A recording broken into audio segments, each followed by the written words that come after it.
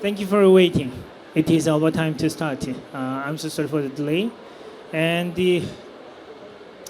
now we will start the CFIA MOU signing ceremony to promote multilateral recognition regarding carbon program. Thank you for joining us. Thank you. And it was a long journey, and I was so frightened that I could miss this ceremony. However, thankfully we are here. And now I want to invite Dr. Kim Song-deok of K-Space KITECH to give a welcoming address. With a big hand, welcome Dr. Kim.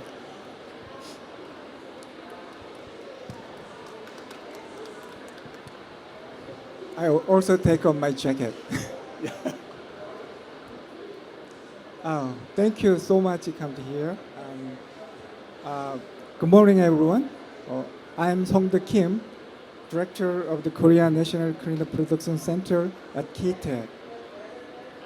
It is a great honor to welcome you to today's CFIA partnership meeting.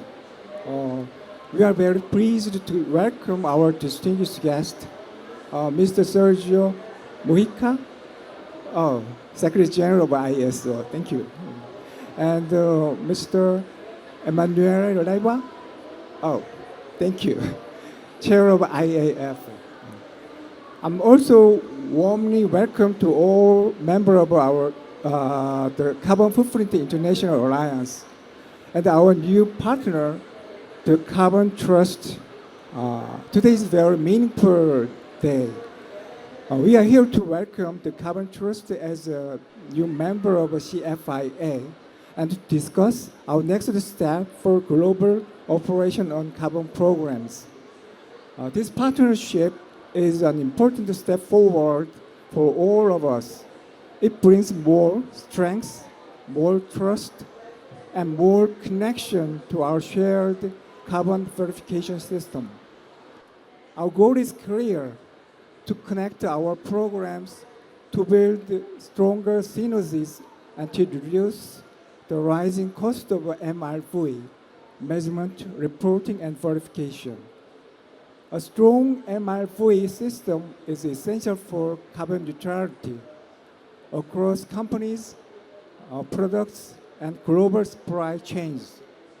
By working together, we help industries share carbon information in a clear, accurate, and transparent way. We hope to extend our cooperation to carbon neutrality achievement programs and related area.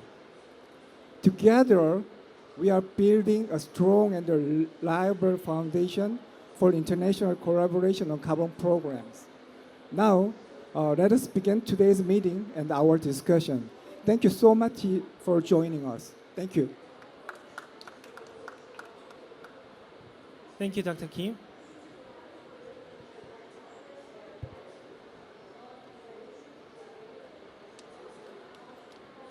This time, I invite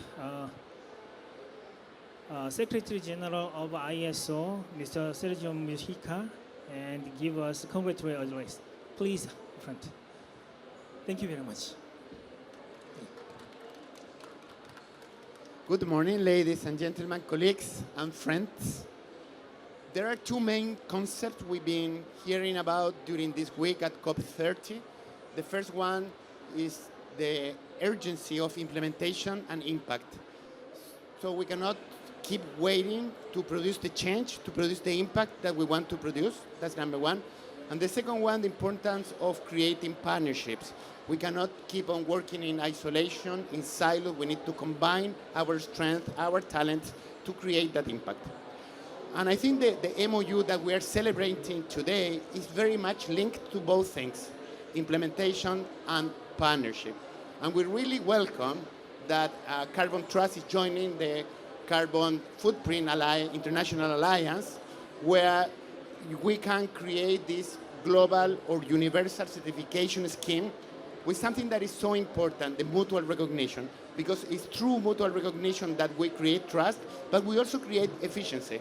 The private sector business, they cannot afford and multiplication of verification and control. We need to provide them this one single system that is recognized everywhere. And that is the beauty of international standards, because international standards are a globally agreed best practice that can be used everywhere. And if we focus on the first part, the international agreed best practice, in reality, that is a universal language that is created by experts that work in the drafting of those standards to agree on terminology, technical requirements, the way to create plans, the way to implement those plans. And all of that will create the possibility to achieve comparability and verification. The second element of that definition, the standard can be used everywhere. That means that it's knowledge transfer. Every country, small developing countries, SMEs, they can use that knowledge and participate in the acceleration of climate action. Last but not least, I wanted to take this opportunity to thank the experts. We have 50,000 of them that participate in the creation of our standard. And many of them are in this room. And in particular, Daniele, I want to thank your participation in the most impactful technical committees, CC 207 on environmental management, for your support, for your contribution, and your leadership. Thank you. Thank you, Mr. Seribuska. Thank you. This time, I want to invite Mr. Emmanuel Riva, the chair of IAF, and give us a congratulatory address. Mr. Emmanuel. Thank you. Thank you. So I stay in line what was said just now by Sergio. So it's important we say, because problems are complex and the situation is not easy in this moment. Everybody is understanding that it's needed to stay together. I see this from our side, from accreditation point of view. We decided to merge, to arrive to one organization. So now today we have IF and DILAC, and from next year we have a new global accreditation cooperation that will be important to stay together, not just only because we reduce secretary boundaries, secretary issue, but also technically. If we stay separate, we arrive at different technical solutions. So this is also what is arriving now with this alliance. So if you stay together, you arrive at one solution for the companies. We cannot have different methods, different categories, different problems. So in these days, it is important to say on one side. The good news also that now we have the MLA for the carbon footprint at the IF level that will be passed also to the new organization. And this is important to have the recognition of what we do. Recognition that is important for the government and for the private institution. So if you have this recognition, level 5, we say, the level of activities, it will be easy to adopt by the regulator. That is, at the end, what is needed. And this also will be important for the investors, because here also is a matter we have to be practical and to see the real situation. So also the money are important. So the MLA also helps the recognition of these activities by the investors. So we are happy to celebrate this alliance, and for technical reasons, but also for these political aspects. So thank you.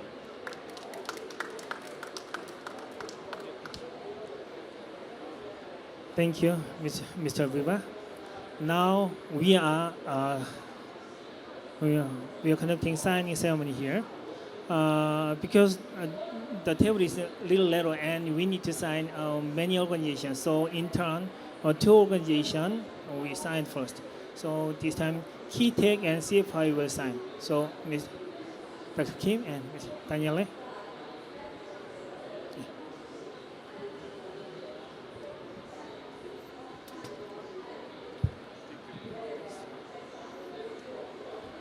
This time, this is a sign for the acceptance. We have Carbon Trust as a new member of CFIA. So, yeah, please sign. Thank you. No, no. 그냥 it is done. 잠깐만. And the next time, I ask Dr. Belinda Mathers and Ms. Amy Holland to up front and they sign for TOEIC and TISA, respectively.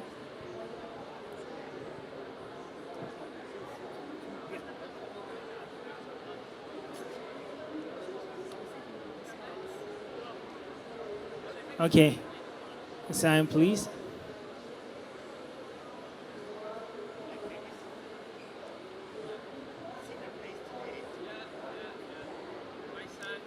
Yeah, thank you. And in the online, okay, please have your seat. And please, in the online, we have Pathom from TGO and we have John Newton from Carbon Trust. So please sign for Pathom acceptance letter and for the John Newton the application letter. And if you finish, please let me know. Okay. So more closer to the. Okay. Okay. Thank you. Thank you. Okay. Now we have take a photo. So please up front, all together. Yeah, up front. All together, we'll take a photo. Yeah. Fathom, it is good. Thank you.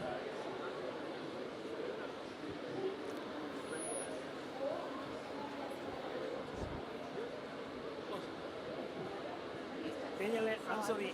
Daniele, I'm sorry, you are too tall. Yeah. Right.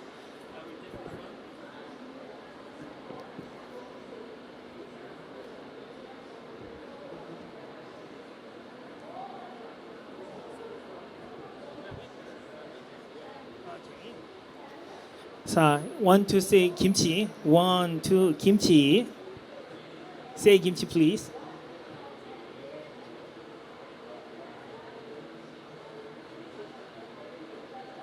Okay, thank you.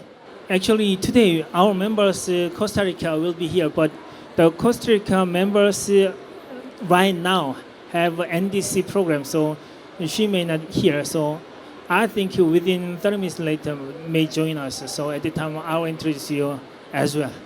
Okay. For the presentation, we will arrange the podium. Just for a moment.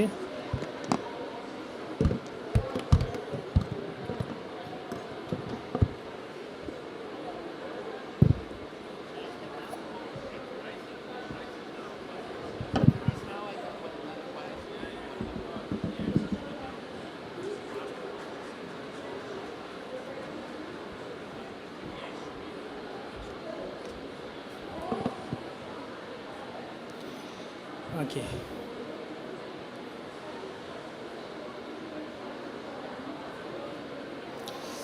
Okay, this time we'll give a presentation from each program.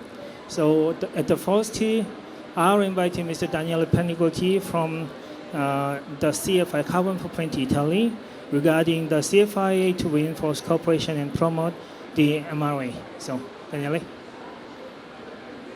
Thank you. Oh, okay. Oh, come on. All right.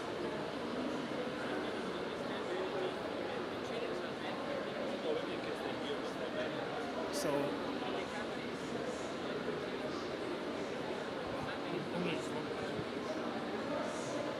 yes. Thank you, Johan. Thank you, Dr. Kim, Sergio Mujica, Manuele Riva, Belinda, and Ami, and the people that is also participating via Zoom. I'm very happy to be here to have this signature ceremony and to welcome Carbon Trust to be part of this important alliance. As I mentioned before, I'm fully engaged in the development of ISO standard, leading the working group for carbon footprint of product. But in this case, I'm here mainly as director of Carbon Footprint Italy, is the Italian program on carbon footprint. But here today, we are discussing about the International Alliance. This project started in 2021. The idea was to connect program operators, so who is working in the different countries to promote the idea of carbon footprint and to make the carbon footprint reliable and credible in the market. And our starting point was that everyone was very expert, very well recognized in his own country. But then the difficulty was when the same label was used in another country where there was no recognition. For this reason, we start to work together, and the idea is to have some add value looking inside and looking outside direction. So the inside is to have a periodical meeting to exchange experiences, because each country is different, different policy context, different market mechanisms. So the idea is to facilitate and to share the best practice in particular, and then to promote the value for carbon footprint outside in the other country. And as mentioned before by Sergio Mujica, this is very important because it's based on ISO standard. All these programs are based on the same set of ISO standards, so the same rules all over the world. And when I say the same rules, I mean rules for the quantification of carbon footprints, rules for the verification and accreditation, and this is in coordination with the IEF and Emanuele Riva, and then the rules for the communication side and for the mutual recognition. So to have the same package of standards is fundamental in order to give the same credibility all over the world. And here on the right side you see that the program was already part since the beginning of the Carbon Footprint International Alliance, so from Italy, South Korea, US, New Zealand, Costa Rica and Thailand. And today we are here to celebrate the introduction of a very important player. We are very happy to have Carbon Trust with us, because we are sure that this will give a lot of added value and the possibility to increase still more the visibility and the credibility of carbon footprint.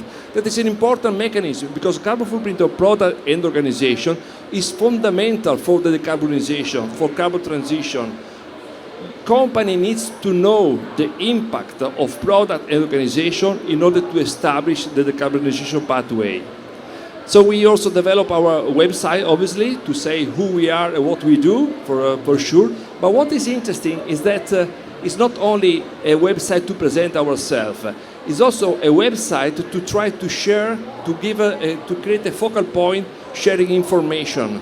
So information in connection with the carbon footprint of product and organization registered, and information about PCR. For who is on the market, who is an expert on this topic, should know that PCR is always a crucial aspect, product category rules.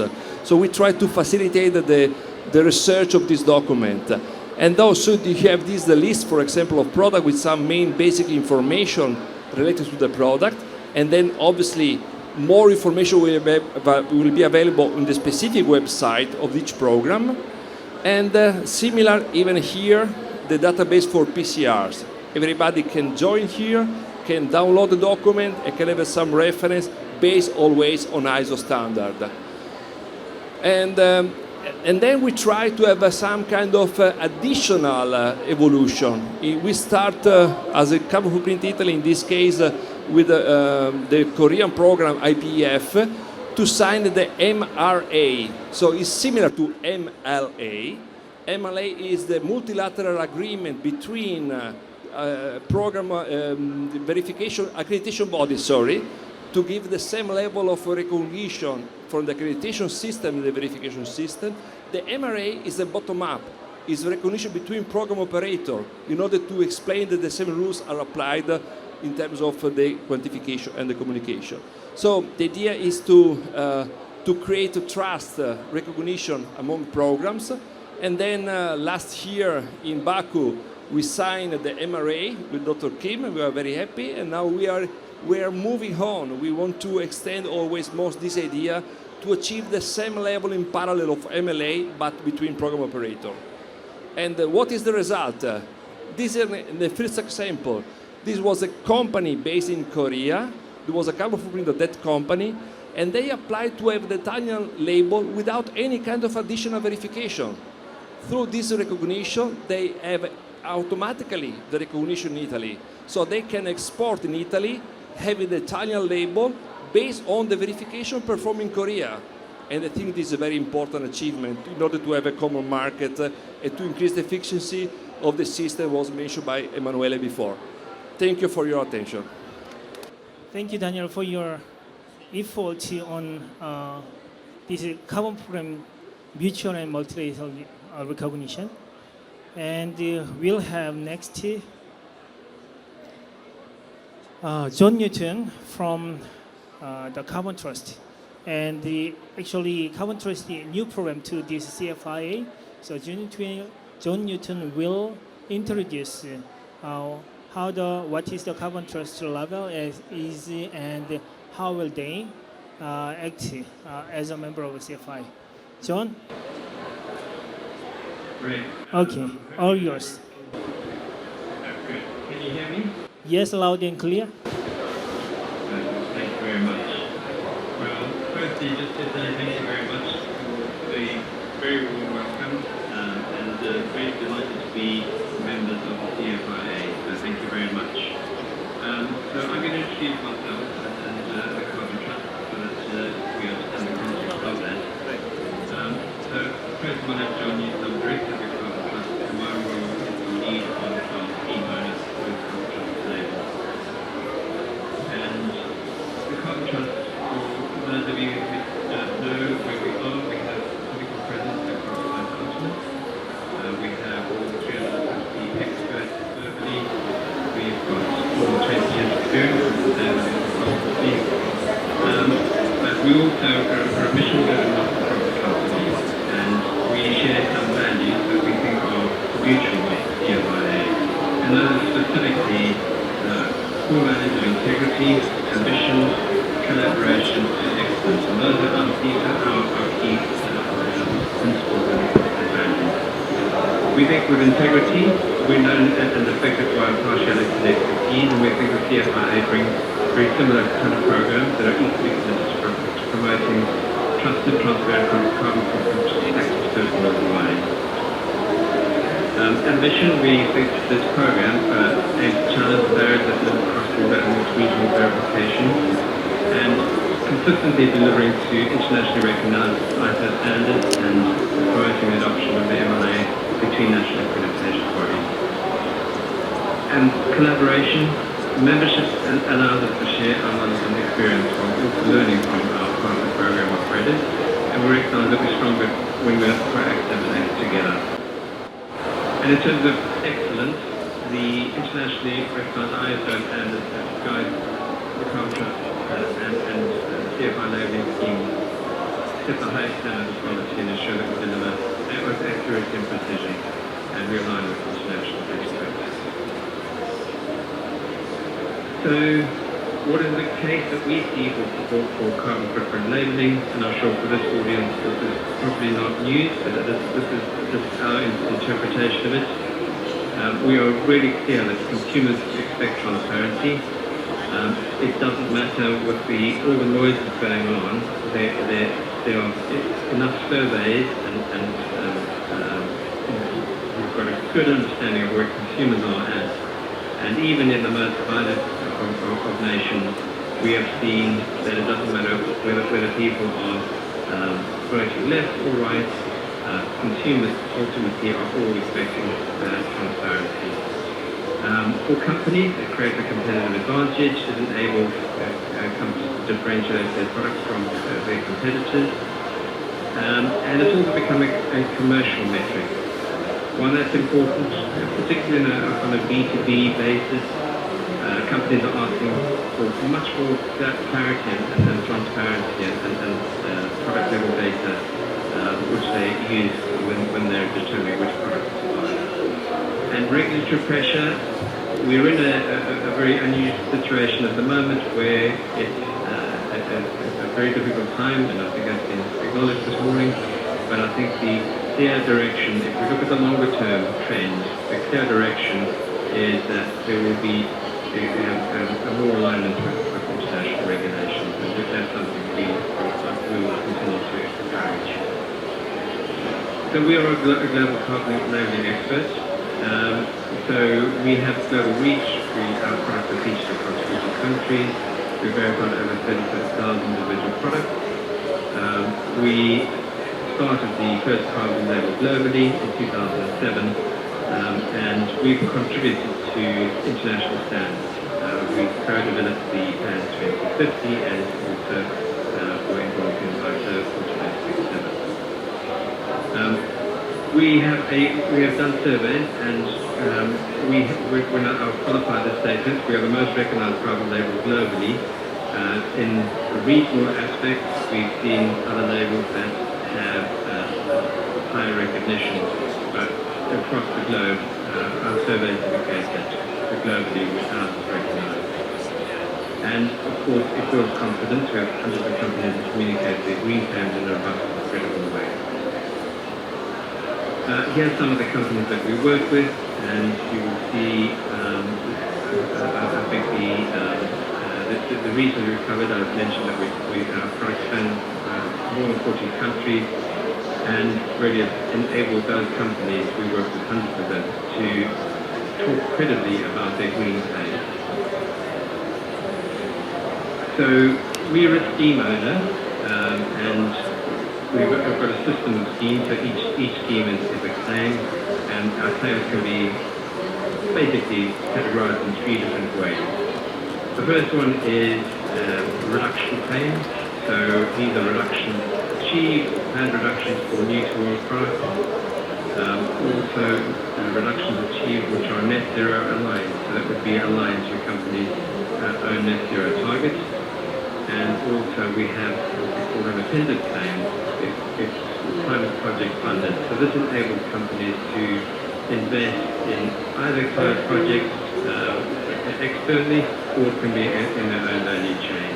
This obviously doesn't cover the footprint itself. That's something that we enable companies to talk about and verify that they have actually invested in these projects. We also have 2 comparative claims. We have lower than market, and that's a really ambitious claim where a company wants to showcase a product that is significantly lower than what is available in their market.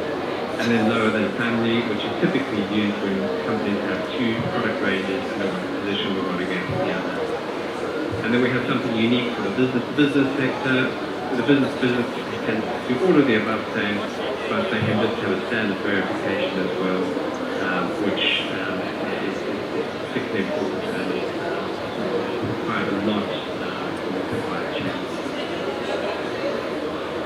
So finally, to say that our label helps elevate the company's brand. It helps stay in line with EU regulations. We've done a lot of analysis of regulations globally, and really what we want to do is position our label so that it does meet all of the regulations globally, which is obviously a challenge because things do change from time to time. But it's also an independent verification with a trusted third party, and that's particularly important for our clients.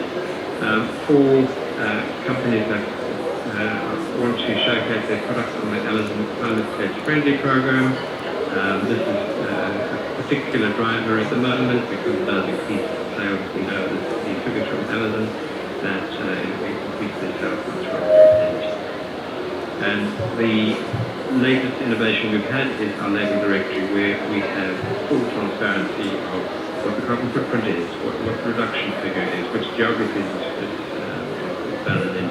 So that has just been launched, and this encourages a much greater level of transparency than companies are usually confident in doing. So that is basically my presentation about the Carbon Trust, and just to finish off to say we're really delighted to be part of this program. Thanks once again for this signing ceremony and for the opportunity to be a member of the CFIA. Thank you. Thank you, John. I'm so excited to have you, Carbon Trust, as a member of CFI.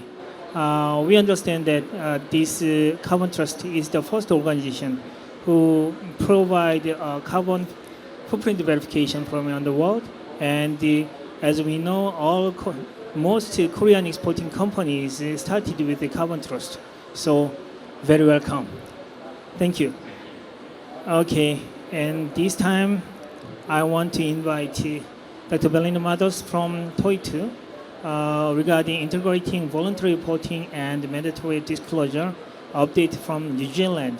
I will invite Belinda Madose, so give a big hand.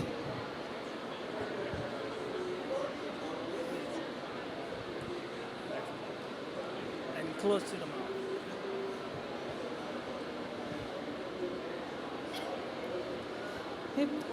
Kia ora, good morning. I'm Chief Science and Integrity Officer at Toitu EnviroCare, a New Zealand-based environmental certification body. I'm going to talk a little bit about our programs today, and then I thought I would give you some insights into how things have gone trying to integrate our programs with mandatory reporting regime that's been going in New Zealand for the last couple of years.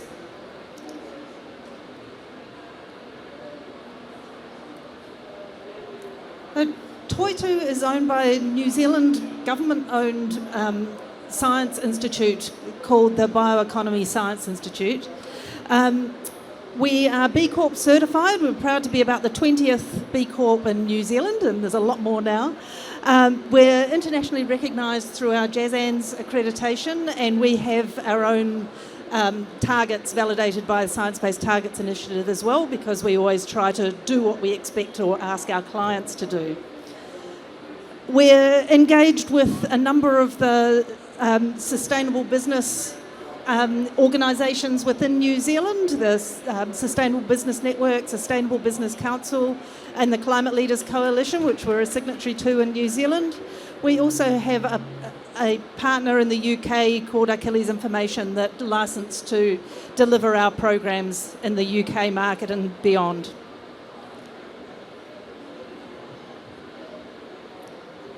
We offer three main marks or programs in the carbon space, as well as some other environmental programs as well. And our programs have been operating for over 20 years. So we started our programs before the ISO standards were written, and we've been trying to keep up and keep ahead of those standards as they develop over time. So our Carbon Reduce program is about understanding your footprint, Scope 1, Scope 2, and some operational Scope 3 emissions, air travel, freight, waste, those sorts of things are all included. And expecting a reduction over time. We don't believe that you should get a badge just for measuring, so we've always expected reductions. For clients that want to go a step further than that, we have our net carbon zero aligned mark, and that requires those reductions over time, but also gives the opportunity or the requirement to offset or balance your emissions through high integrity carbon credits on the path to net zero. So we're really strict on the carbon credits that we allow to be covered within our programs or used within our programs. We have aligned or decided that we expect that our clients will use ICVCM aligned units in our programs. For the clients that want to go further than that, we have our Climate Positive program, which has more than 100% offset. It also expects contribution to other environmental or social benefit causes, and that's the program that requires the full value chain understanding of their footprint. As I say, we've been going for 20 years, and our expectation of high integrity, robustness, and our reputation has led to good uptake in the New Zealand economy. Over the last financial year, the July 24 to June 25 period, we issued over 1,000 certifications across all our programs, around 650, 700 I think in the carbon space. We have over 60 million tonnes under verification by our programs. And just to give a context, New Zealand's carbon footprint's about 78 million tonnes. So we've got good uptake in our market, as well as international clients. And for the clients that choose to offset, we cancelled 108,000 tonnes of carbon credits, of those high quality carbon credits. we also find a stat that's not on there, but clients that are in our program typically reduce, or on average reduce their emissions by over 30% in the first 5 years that they're in our program. So there is that ongoing reduction that we do see.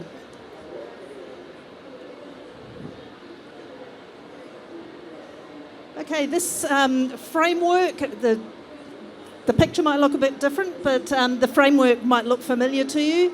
So in 2023, New Zealand's mandatory climate-related disclosure framework was brought into place. It is based on the TCFD framework, and many other countries now have similar mandatory disclosure regimes in place. Our program fits under the metrics and targets space, and we have been sort of quite involved in the development of the program. We were consulted as the program was developed, and through that involvement, we strongly encouraged and were successful in having the ISO standards recognised both in the quantification and in the assurance verification space. So for developing footprints, either Greenhouse Gas Protocol or ISO 14064 Part 1 is acceptable, and for assurance, either ISAE 3410 or ISO 14064 Part 3 can be used. So the program's been in place for a couple of years now, and so that's given a chance for some insights, some learnings, to work out how well it's going. So we have identified and experienced some challenges there, which has taken us some thinking. So one was the assurance standards. There's an overarching assurance standard that sits above 3410 or 14064 Part 3. And that led to changes in how we can work with our clients, work with our businesses. So basically, under our accreditation, we can own the program, we can provide the guidance, we can provide some tools, and then within boundaries, we can do the assurance work through the verification. Under the mandatory reporting regime, we had to choose, or our clients had to choose, whether they got our advice and our guidance and our tools or our assurance services. So that did create some challenges, and we have clients that sit on both sides of that. The regime's overseen in New Zealand by the Financial Markets Authority, which is mostly looking after financial products. So it took them some getting used to how the greenhouse gas space works, and they're used to working with financial accountants, so some of the nuance of how we work has been a little bit different to how things work in the financial audit space. So they've been educating us, we've been educating them to make sure we're on the same page. One thing that was found really clearly is that businesses have found it really resource intensive and expensive to prepare their disclosures. So New Zealand is a country of relatively small businesses on average, and initially the threshold for involvement in the program was 60 million New Zealand dollars revenue, which is, I don't know, about 30 million US, I guess. And companies were finding that it was costing $250,000 to $300,000 or up to $1 million in some cases to prepare and have their disclosure assured, which they found, thought was sort of disproportionately expensive for the benefit and for what they were trying to achieve. We've also found that in the initial round of disclosures, the quality of reporting of the disclosures has been quite variable. Some companies have come to this, even though they're big companies with not a lot of experience in preparing these things. But we did find that companies that had come from involvement with our programs were better prepared, were reporting a wider range of emission sources, and were better prepared for audit. So full value chain hasn't been required at this stage. It's coming in, but they keep delaying it. So at the moment, it's only mandatory to report your Scope 1 and Scope 2 emissions and optional to report others. So lots of words on this slide, and I'm not going to read them all. But a couple of weeks ago, the government decided that they'll announce that there will be some changes to the regime to reflect the feedback. So they consulted on increasing the threshold for listed companies to 500 million, but they've decided $1 billion is the number, which means that there's only going to be 74 or so companies that need to disclose in New Zealand, or 76 it says there. So small companies can still report, but at the prices that they're having to pay, they're not likely to do that. There's also been some changes to liability settings there. So we're currently talking to our clients about what that means for them, how they feel about it, how they'd like to work with us, and what they'd like to do moving forward. And I think it will mean that some companies do really roll back their level of disclosure, which is unfortunate for the people that are looking for the information, but understandable in the context of the expense and the effort that it takes. So, yeah, overall, it's interesting to see how things are moving on with time. The voluntary schemes can be integrated with mandatory disclosures, but there are some challenges and some pitfalls to try and avoid. And as these mandatory regimes come in, it's really important, I think, for programs like us to stay involved in the development and be advocating for the use of ISO standards and a minimum standard of disclosure. Thank you. Thank you, Belinda.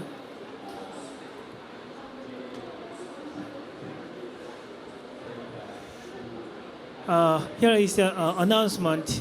Actually, we want to providing a catering service, so we booked a catering service. I'm not sure it will be here or not, because as you know, last time in Baku, last time in Dubai, we also prepared the catering service, but we did not have a catering service yet. So I already booked, but I hope there will be catering service will be here.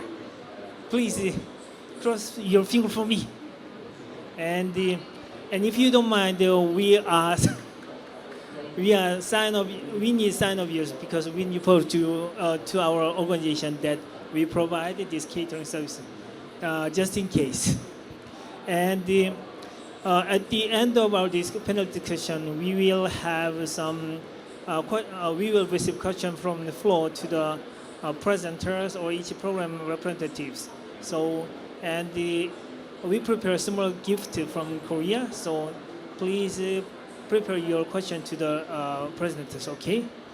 Okay. The last presentation from the climate registry, TCL. We will have Mr. Robin Kemp, and regarding carbon disclosure, California and beyond. We'll invite her with a big hand. Please, Robin. Thank you. So thank you so much to Johan and the other members of CFIA and the Korea Pavilion for hosting us all today. It is really a pleasure to be here, and I love the K-pop Demon Hunters, and I see over there. My children are going to be delighted. So thank you so much. My name is Robin Camp. I'm a senior strategy advisor with the Climate Registry. Next slide, please. Oh, it's me. Okay. Thank you. The Climate Registry is a nonprofit organization, an NGO that was created originally in 2002 by the state of California. We have evolved and changed over time and are now an organization that supports many states. And our programs have also grown and evolved over time based on needs. But at our core, we are working to build capacity on greenhouse gas emissions and carbon management in both subnational governments as well as in organizations that have carbon footprints, which is every organization. And to do this, we have many roles, including a voluntary, our own voluntary reporting program, and in our life, we have also supported states in operating mandatory reporting programs, setting standards, along with our colleague organizations here in the Alliance, and also creating a community of organizations to share and facilitate their knowledge and best practices and learning to help scale up and accelerate our impacts. These are the programs that form the core of what organizations can do. This is kind of the pathway to carbon leadership. Of course, you have to measure first in the carbon footprint registry, and then as you manage and make your targets and your commitments, you set a net zero target. When you demonstrate your performance, you can be recognized and use our certification. And then, as we mentioned, join the community, and we do have events for people to participate and share their programs and learn what innovations are happening. We provide this all takes a lot of work, and especially, Belinda was talking about small organizations. We have learned that there can be some organizations that need a lot of hand-holding. So we have a suite of tools to really break it down and walk people through. And over 20 years, these have evolved, and we're proud of that we can make it simple for people to start and get going. To stay current in terms of standards, we participate in many these many disclosure programs to integrate the findings in our own standards. And this is just an example of the types of organizations or clients that we've worked with to help and build coordination and share this capacity building model that we use. And again, some of the public and private sector organizations that report to us, these are probably familiar to our partners in the Carbon Footprint Alliance here. And to date, we have organizations are no longer required to verify their data with us. They can just join and participate and kind of use it internally. But we're very proud that we do have over 2,000 years of data that has been third-party verified that is posted on our website. And it's a really, and it represents a variety of sectors, and so it provides some really interesting learnings about what and where and how emissions are generated and how they change and can be reduced over time. And I was so inspired by New Zealand. They've done some really interesting things, and we, at the Climate Registry, we support many states, but our home is in California. And so wanted to share more about a new set of laws that California has adopted. And these are the first in the United States, and requiring disclosures related to carbon. So one law requires corporations to report their Scope 1 and Scope 2 emissions starting next year, and then over time to also report Scope 3 emissions. And then, and this is companies that are $1 billion a year or more and do business in California. They are, and then the second law requires companies with annual revenue of $500 million a year or more every other year to report their financial risks, their climate risks, and related to climate change.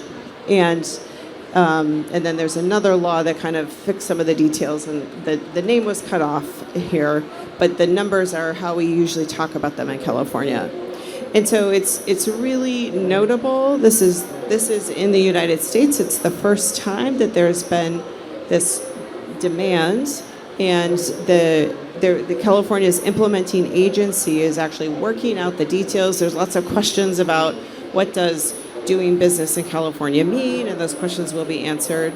but we're delighted that our state has shown this leadership and is moving forward. And we have really found, I think as all our partners have, that the mantra is really true. You don't manage what you don't measure.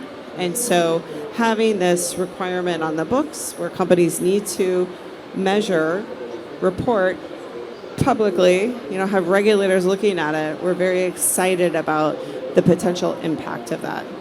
So thank you so much.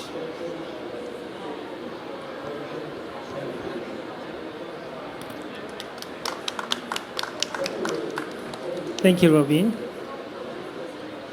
Okay, it is now, we will have a panel discussion, and please, I invite Daniele and Belinda and Robin as well. Okay, please, okay. Across the EU, there's more than 230 different types of labels, environmental labels. And while that sounds like a positive thing, it's actually a very confusing thing for consumers, and that's what the EU has been trying to regulate against and reduce the number of labels that are out there. And I think this comes all the way to collaboration, and the more equivalence we can get and the more we can work together, the more it's going to help consumers and the more it's going to address regulation. So I really do support us working all together. Thank you, John. Actually, Carbon Trust is the leader in the carbon program. So I do not think what kind of program you could develop further. I really expect if you introduce a new program. And Korean program also need to follow Carbon Trust. Thank you. And the next to Belinda, and the next to I will come to you, Pathom. Please prepare. Belinda, thank you. Thank you. We've got lots of ideas about how we might improve and change and adapt our programs to keep up with the market and stay ahead of the market. Well, one that's really interesting right now is nature. So New Zealand is a very nature-based economy, whether that be horticulture, agriculture, ecotourism. A large part of our economy is linked to nature. And our customers are starting to come and ask us, how might you help us to understand our impacts on nature? How might you help us to understand how to reduce our impacts on nature through our value chain? So that's something that we're actively exploring at the moment, which is, it's really interesting. It's quite a different area to what we've worked at the moment, but there's some nice synergies around the better you understand your supply chain or your value chain, the better you understand both the carbon impacts but also the nature impacts, and the opportunities that a company might have to reduce those impacts over time. So that's something that we're exploring at the moment. Thank you very much. Okay. Pathom, are you ready? Yes, I'm ready. Okay, please. Our point of view in Thailand is even there are many requests from stakeholder needs in many areas. A new product should come from our function, like there are many digital platforms right now in Thailand that request us to expand our scope of validation and registration for them, because they cannot communicate and they cannot ensure that their platforms can calculate and management for the greenhouse gas for the service organization that like to doing business with them. So we expand our scope to validate and register for the carbon footprint the both organization and product calculation of Republic of Thailand right now under our scheme. There are also many requests from our clients from both government and business that create more capacity building program. Many training courses that they like to know much about how to calculate the carbon footprint of product and for organization, how to reduce what is the meaning and the best practice for the net zero that we initiate since recent years, in the recent years. So they also requested to develop the reporting and calculating platform for the carbon footprint of product. An organization in our system make it more easy, as robust, and can easily set to verify online. Right now, that's the roadmap that we try to implement in our country, and this is the requirement from our client. Ensuring us that we should make it more quickly and right in time when they need, because many organizations in Thailand, many business companies in Thailand right now, they're well aware and they need to help them to prepare for the mandatory program according to the Climate Change Act, which will be launched within this year. Maybe they have a grace period for the implementation of 2 or 3 years, and will be in definitive period in 5 years. Under this Climate Change Act, they will have emission trading system, they will have a carbon tax, and they also have the funding to promote many all sector in Thailand to achieve net zero based on this law as well. So this is I will stop here. This is what I like to share with the planning discussion. Thank you, Pathom. I respect Thailand and New Zealand program because actually at the very first time we don't have any regulation, but it is voluntarily started, and especially Thailand.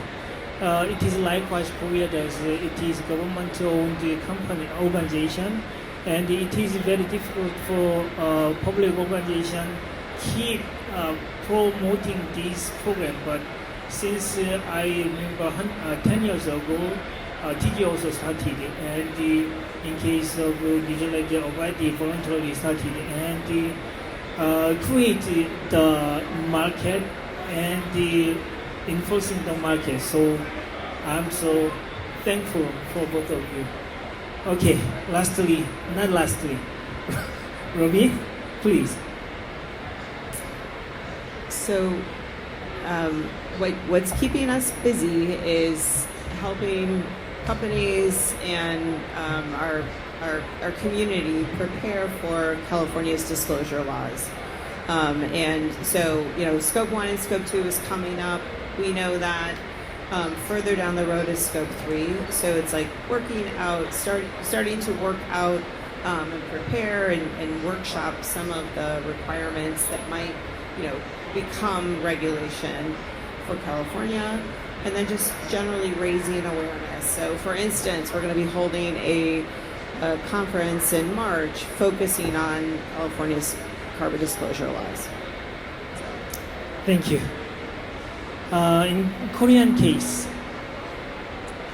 actually, Korean market regarding this carbon program market is underdeveloping because most of their needs comes from abroad, like European countries or US countries or any other foreign companies ask Korean companies to do something, so it is a little delayed. And recently, as Daniela mentioned, there is some worse point is two things, omnibus things, and the other one is Mr. Trump. So I think many responsible person in the company in Korea has a problem because they reported their management, okay, it is all coming within a year, we need to report all the things we need to urgently prepare. But I told them we have an omnibus program and Trump introduced, and all the regulation is little postponed, so the management asked the responsible, what is going on here? Why you analyze this like inappropriately things is happening? But I think this is social, just delayed a little, and we are here as a UNFCCC and to help the mitigation of this climate change. So, because of this background, ISO trying to introduce many kind of ISO documents like you mentioned the climate adaptation, and there is carbon footprint, not only carbon footprint, but also maybe some of you already heard about the social life cycle assessment things, or eco-techno economy analogy things. There's many ISO does introduce, and already chain of custody thing is introduced, and many existing carbon footprinting standards are influenced, and we are under development, under revision these kind of standards, and it will affect to the market as well. So I think Korea probably need to prepare and to develop relevant program and appropriate. I think you CFIA members already on these changes. So I think Daniela mentioned we need to cooperate, we need to connect, and we need to make it consistent with each other. Okay, I think we have answered.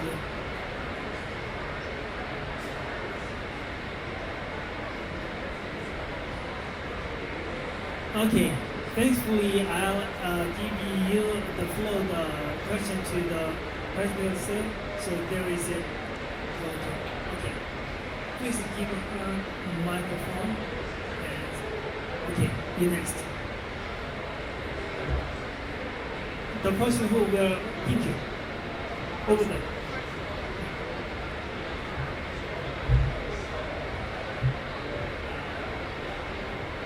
Good afternoon.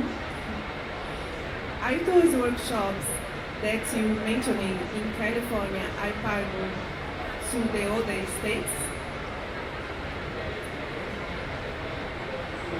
I think, yeah, Robin, I think you. Is it TCI? Yeah.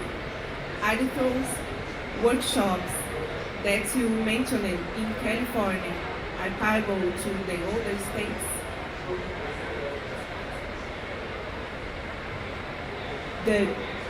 California's new regulations affect companies, and they will be required to report their emissions that occur in other states. So, yes, in the sense that companies will have to track that information.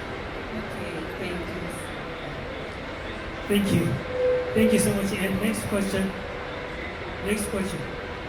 Okay.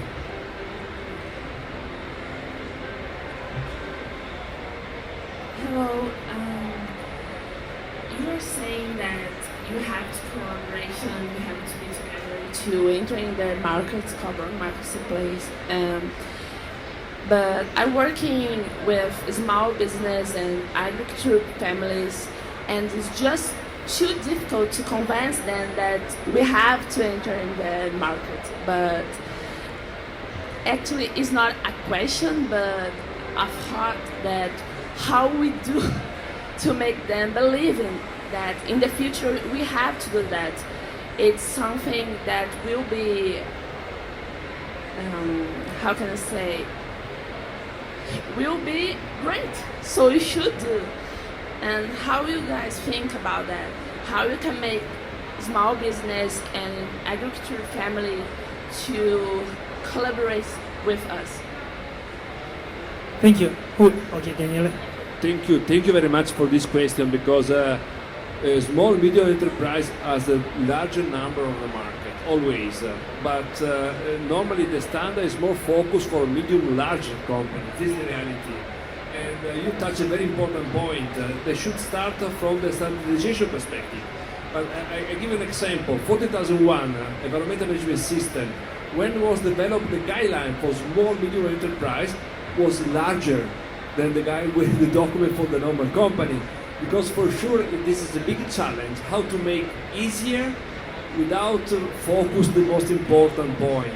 So my answer is yes, we need to work together in this direction.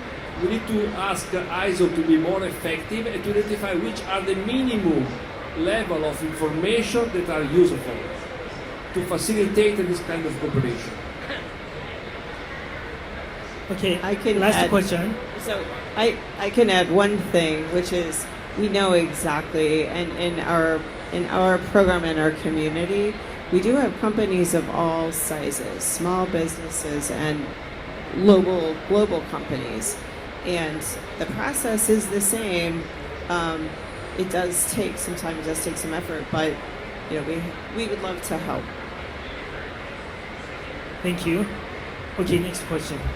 Yeah, I'm coming from the country where still the regulators don't understand the part of the work, because it is important when you do the carbon mechanisms to work in the country, regulators to understand how this works, and there is a need for a capacity building, and how you are looking at in that perspective, how you can help go into the capacity building of the countries who are new to these systems. Okay, who want?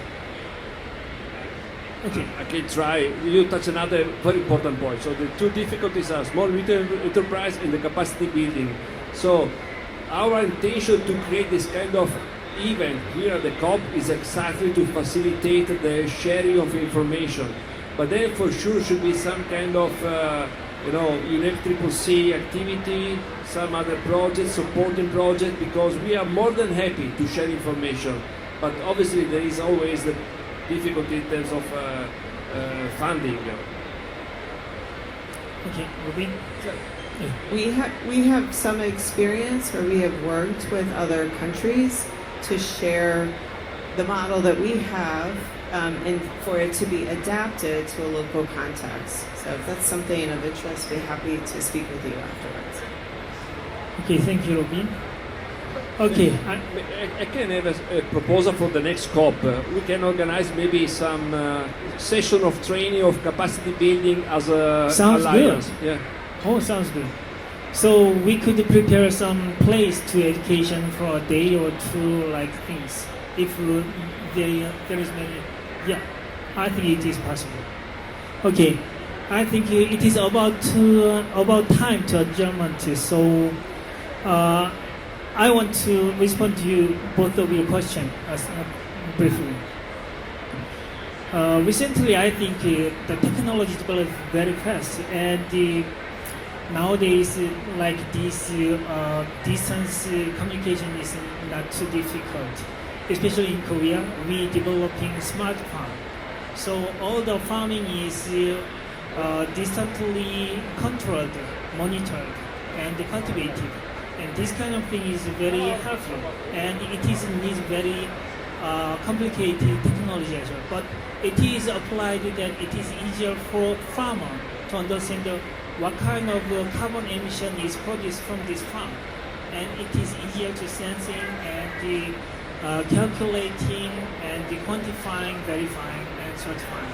So I think right now the technology is too expensive for all the SMEs to adopt these things. But in the future, I think this future is not too far from here, but soon it will be. So it is what I want to say. And if you don't mind, we adjourn here, and after the adjournment, we will sign again for the Adriana, if you don't mind. Okay? So thank you for your participation, and thank you for your questions and everything. Thank you very much. Thank you very much. You may sign.